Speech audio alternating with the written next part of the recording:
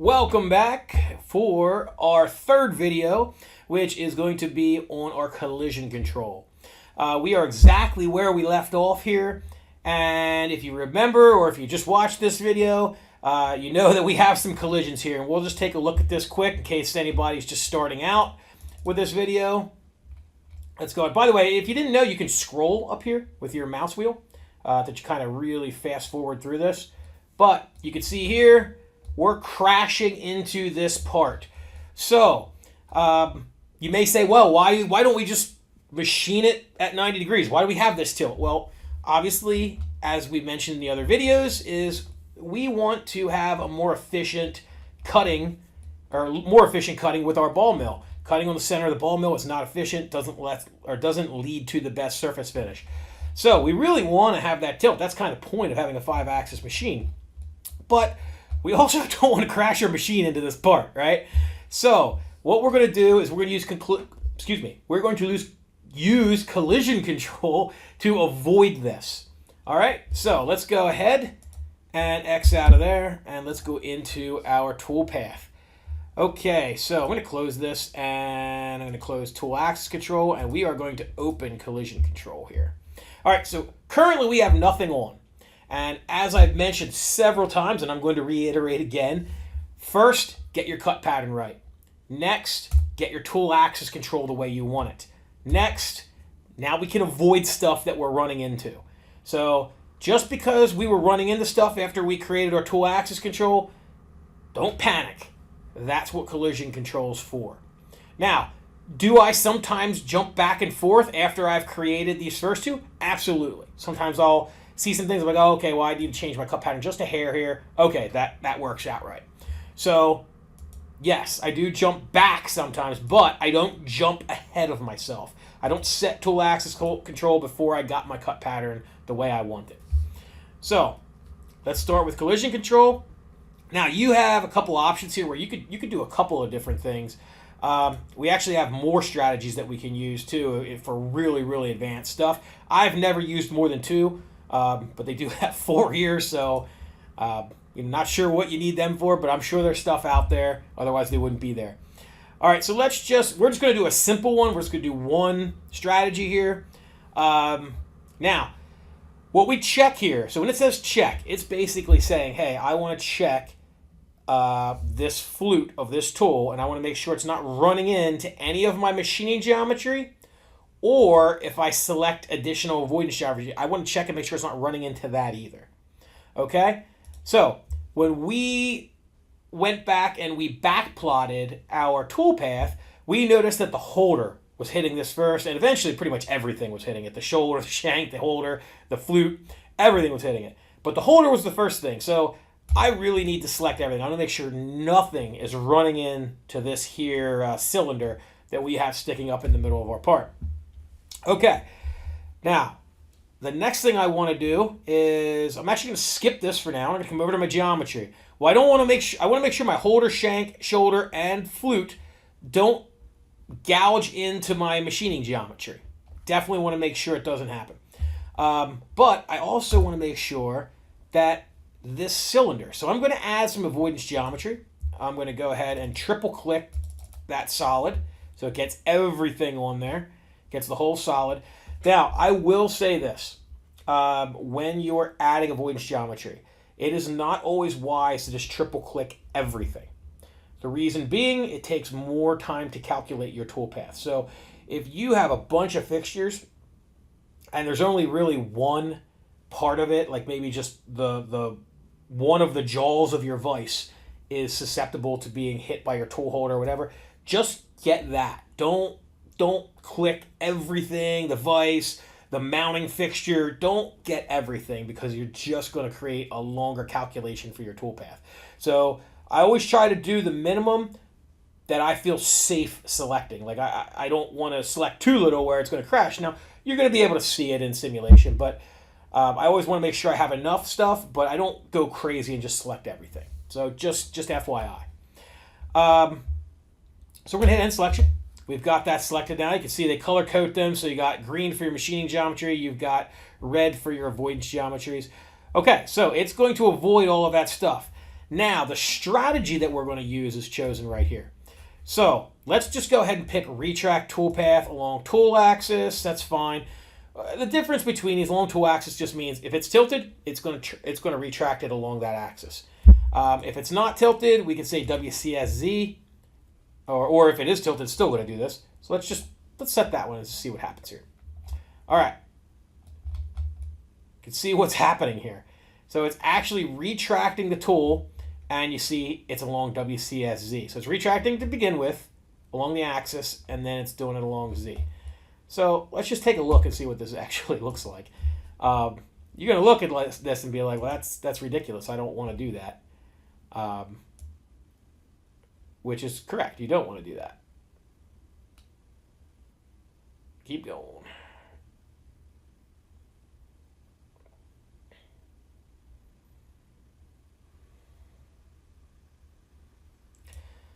All right, so notice it's retracting it. We're not actually machining anything anymore, right?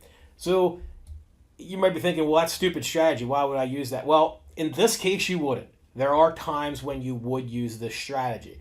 The goal of this video is just to show you what it does. It's going to retract along strategy, or along the Z-axis here. I don't use this strategy often. We'll do the one that I use the most last. So let's go ahead and X out of there. But that's not effective for what we want to do.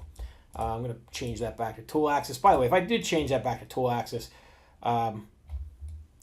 it's not significantly different, but it's a bit different. So just FYI, I just kind of want to show you how to do that. Let's see, trim and relink. So if we trim and relink, essentially it's just going to stop writing the path where it starts to collide. So in this one's not a great example because it's not going to differ much from stop toolpath calculation. But let's just say, for example, this wasn't just a circle or it wasn't a cylinder, but it was a kind of a different, more organic shape. What it would do is it would like as soon as it's going to collide, it would stop the toolpath, and then it would link it to maybe a section over here where it could still reach some, and it would machine that. So it's going to get everything it could possibly get without running into this, assuming that was a different shape. Like if this kind of has like an in cut in it, it could probably machine more stuff over here before it collided with it. That's what the difference is between the two, that one and stop toolpath calculation. This is going to look the same. As soon as it starts to hit, it's going to stop toolpath calculation. And then, of course, you have report collisions, which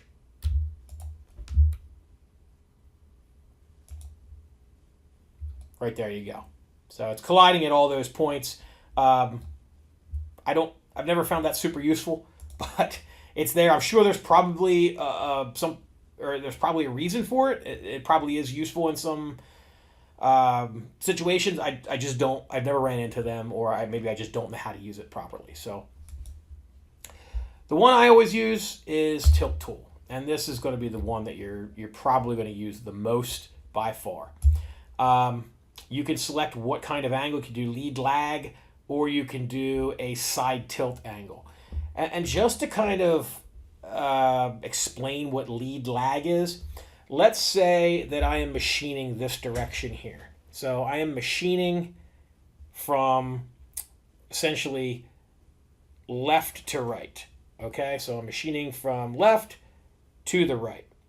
Well, lead lag is going to be if the tool tilts like this. So this would be a lag angle, this would be a lead angle. So it does this for a lead, does this for a lag. Tilt, side tilt, would be if it tilts this way. So it's going in and out.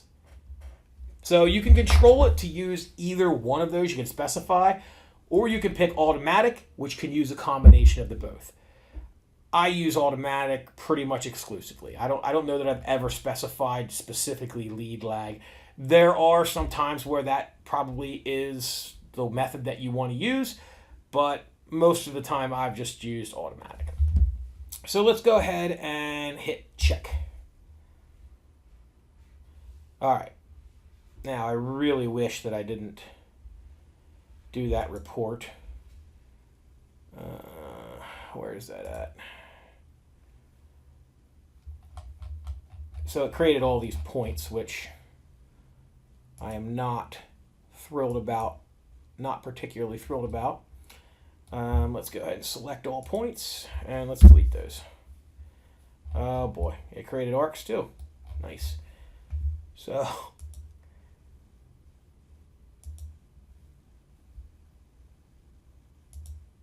I thought it created arcs. Maybe it didn't. Oh, these are... What are these? Little line sections. All right, so let's turn off our square. And let's go ahead and delete those. Okay.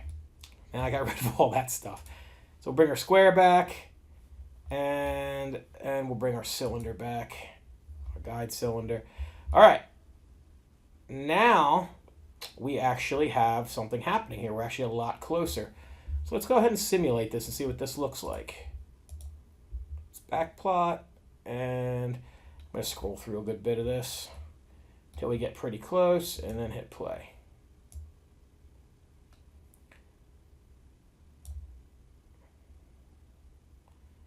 All right, now right about here is where we were having problems. Notice it's not now. But one thing you may notice is look how the tool is essentially, it's deviating from that 40-degree angle that we told it to stay on. So that 40-degree axis control, it's now violating that. And essentially by picking collision control, we've said that's okay. So essentially what this has done is we said, hey, we want you in tool axis control, we said, hey, we want this tool, we want to tilt it at 40 degrees relative to the surface ISO direction, or the normal surface direction. Normal to surface, 90 degrees to the surface. However, when we went into collision control, we said, look, if that's going to cause a problem with the machining geometries or the avoidance geometries, then we're going to allow you to go ahead and tilt this tool however you think is most efficient by picking automatic to machine as much of that machining geometry as you can without hitting our avoidance geometry. That's essentially what we're telling it here. And that is essentially what it has given us in this situation. Now we have, you see some different linking here, some goofy linking, where it's kind of relinking itself. That's not the end of the world. That's not too bad. We try to minimize that as much as we can, but that's going to get us in as close as it can to this cylinder without colliding with it. Now, one of the things that you may have seen was that it didn't get super close to this. How close it gets is completely controlled by this. So it is going to keep that tool holder 0.1 away from any machining geometries or avoidance geometries. It's going to keep the shank 25 thou away. It's going to keep the shoulder 10 thou away. Now, you can get closer. I've changed this. I've put this down to like 20 thou already. But you better make damn sure that your holder is defined accurately. And to do that, you can go in here and you can actually edit your holder. There it is.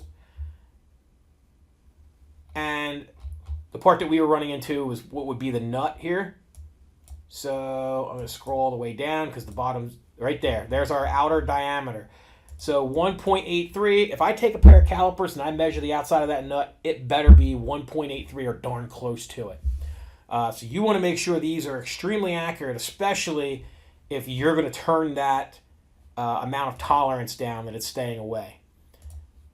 So if I turn this down 20 thou, I'm going to make sure, darn sure, that all those diameters on there are pretty darn accurate within a couple thou, so that I don't actually hit.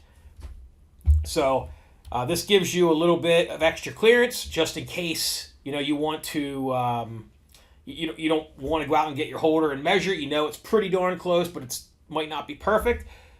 You can compensate for that in here. But I actually recommend making sure that your holders are pretty accurate to whatever you're selecting in here. That way you don't have to worry about it. In fact, actually, it's very smart to build yourself a library, a custom library for all your holders. That way you can just select them, and usually I build a custom tool library that has the exact holders that I have in the shop. We actually have a video on that. You can check that out on how to build yourself a custom tool library. That being said, essentially this is how you can control that a little bit. Some of these other settings I really don't use. I just kind of leave these defaulted. But that's about it for collision control. So a little bit shorter video. That's how we add collision control to avoid some sort of other geometry that may be getting in our way. Okay, I am going to, actually, we are right where we want to be, so I don't need to change anything to prepare for our next video, which will be on linking. And that'll be about the same amount of time, so it'll be a little bit shorter video than the first two. All right, I'll see you in the next video.